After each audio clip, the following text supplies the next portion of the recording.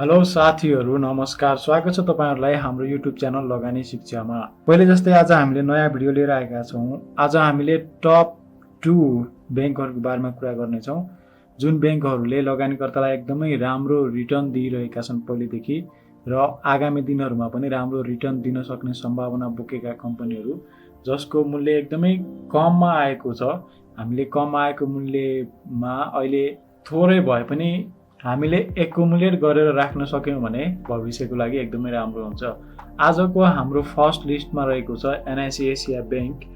यो NIC Asia bank भनेको एकदमै राम्रो क्यापिटलाइजेसन भएको र मार्केट प्राइस पनि एकदमै तल झरिराखेको छ। अहिले मार्केट पनि डाउन ट्रेन्डमा चलिरहेको हुनाले र घरिघरि अप ट्रेन्डमा पनि गइराखेको छ, बट अहिले चाहिँ डाउन ट्रेन्डमा गइराखेको हुनाले यसको मार्केट प्राइस चाहिँ अहिलेको प्रेजेन्ट मुभमेन्टको लागि चाहिँ 808 रुपैयाँ रहेको छ र पर्सेन्टेज चाहिँ अहिले 2.02 ले बढ्न लागेको छ। यो शेयर चाहिँ यो पछि गएर पनि बढ्ने सम्भावना छ साथीहरु। र यसको 52 विक्स हाई एन्ड लो हेर्नुहुन्छ भने 1085 सम्म सबैभन्दा धेरै पुगेको थियो 52 विक्स भित्रमा र 701 चाहिँ सबैभन्दा लोमा आएको थियो र अहिले यो भनेको 808 भनेको चाहिँ एकदमै राम्रो प्राइसमा चलिराखेको हो। भर्खरै अप ट्रेन्डतिर जान लागिराखेको छ एनआईसी एसिया बैंक लिमिटेडको मार्केट प्राइस चाहिँ पर किता हेर्दाखेरि र 1 इयर यील्डमा चाहिँ यसको -8.91 रहेको छ र 120 डे एभरेज हेर्नुहुन्छ भने 801 नै रहेको छ।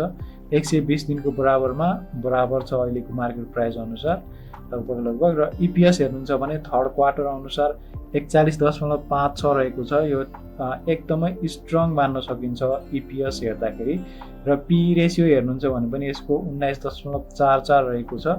बुक भ्यालु पनि 210 छ भने पीबीबी पनि 3.85 रहेको छ र यसले 2077-78 मा यसले बोनस दिएको थिएन। त्योभन्दा अगाडि राम्रो बोनसहरु दिइराखेको थियो र 76-77 मा हेर्नुहुन्छ भने 19% फिस्कल इयरमा यसले बोनसहरु दिएको थियो र राइट शेयर पनि यसले यो भन्दा अगाडि चाहिँ राम्रो राइट शेयरहरु दिइराखेको छ र डिभिडेन्डमा हेर्नुहुन्छ भने यसले एक पटक 72-73 मा 100/15 को दरले राइट शेयर दिएको थियो र यसको 71-72 मा चाहिँ 4/1 को दरले चाहिँ राइट शेयर दिएको थियो र बोनस शेयर पनि हेर्नुहुन्छ भने 76-77 मा 19% दिएको थियो र क्याश डिभिडेन्ड चाहिँ यसले 1% दिएको थियो र 76-77 मा 20% भयो भने 75-76 मा चाहिँ यसले 21% बोनस दिएको थियो जसमा क्याश डिभिडेन्ड चाहिँ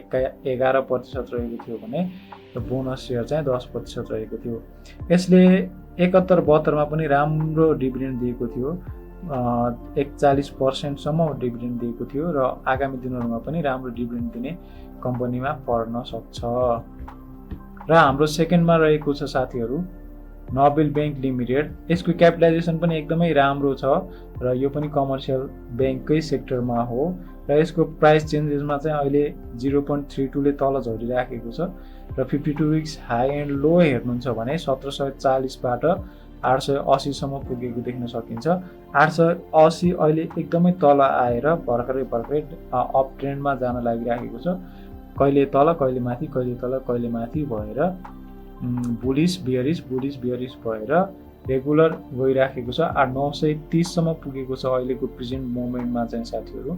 यसमा चाहिँ हामीले थोरै भए पनि थोरै किताहरु एकुमुलेट गरेर राख्न सक्यौं भने फ्युचर मोमेन्टको लागि जब हामी शेयर मार्केटमा एकदमै जान्ने बुझ्ने भइसक्छौं त्यतिसम्मको लागि यो एकदमै उत्कृष्ट मान्न सकिन्छ Nabil bank plus NIC Asia बैंकको। यसको नाबिल बैंकको 52 विक्स हाई एन्ड लो 880 सम्म पुगेको थियो लोमा र यसको 122 डेज एभरेज चाहिँ नि 1035.16 रहेको छ। ईपीएस हेर्नुहुन्छ भने 24.16 रहेको छ यसको थर्ड क्वार्टर अनुसार र ईपीएस को मामलामा चाहिँ साथीहरु एनआईसी एसिया बैंकको चाहिँ 41.56 रहेको छ। ईपीएस मा चाहिँ एनआईसी एसिया बैंकको राम्रो देख्न सकिन्छ र यसको पी रेशियो हेर्नुहुन्छ भने नाबिल बैंकको 38.49 रहेको छ र बुक भ्यालु चाहिँ यसको 190 रहेको छ र यसको हामीले डिभिडेन्ड हेर्यौं भने अथवा त्योभन्दा अगाडि डिभिडेन्ड हेऱ्यौँ भने 77-78 मा चाहिँ यसले 4.40 क्यास डिभिडेन्ड दिएको थियो भने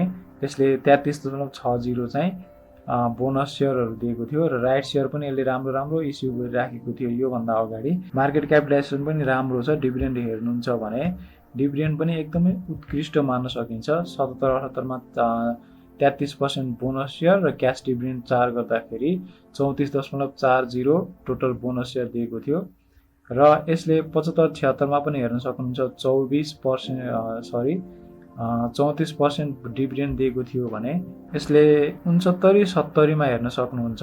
69-70 मा एकदमै राम्रो डिभिडेन्ड दिएको थियो जसमा 65%, जसमा चाहिँ 40% चाहिँ क्यास डिभिडेन्ड दिएको थियो भने 26% बोनस सेयर दिएको थियो र 68-69 मा पनि यसले 60% दिएको थियो। र साथीहरू यो दुईटा कम्पनीहरूको हामीले थोरै भए पनि एकुमुलेट गरेर लङ टर्मसम्म होल्ड गरेर राख्यौँ भने विदाउट डाउट यिनीहरू एकदमै राम्रो कम्पनीहरू हुन आउँछन्। अहिलेको डाउन ट्रेन्डको अनुसार यिनीहरू पनि तल झरिराखेको छ, बट यिनीहरू लङ टर्ममा हेर्दाखेरि चाहिँ नि एकदमै माथि जाने कम्पनीहरू हुन्। हाम्रो नबेल ब्याङ्कको 52 विक्स हाई एन्ड लो हेर्नुहुन्छ भने 1740 सबैभन्दा धेरै पुगेको थियो भने 880। यो 880 पुगेको बेलामा कसैले लिएर राखेको भए, त्यति बेला कसैले जानेर बुझेर लिएको भएदेखि उनीहरू चाहिँ एकदमै राम्रो प्रफिटमा गइराखेका छन्, किनकि अहिले मार्केट बिस्तारै अप ट्रेन्डतिर लाग्न थालिराखेको छ र हामीले यिनीहरू दुईवटाको कम्पेयर गरेर हेऱ्यौँ भने डिभिडेन्ड पनि दुवैको राम्रो छ र एसियन र नबेल ब्याङ्कको दुवैको राम्रो छ र इपिएस को हिसाबमा गर्ने हो भने इपिएस चाहिँ हाम्रो एनआइसी एसिया ब्याङ्कको राम्रो मान्न सकिन्छ। हस्त साथीहरू, आजको लागि यति नै।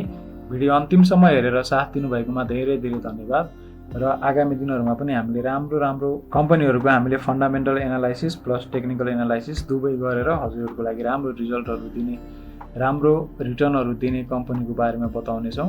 तबसम्मको लागि बिदा दिनुहोस्। So much, see you soon.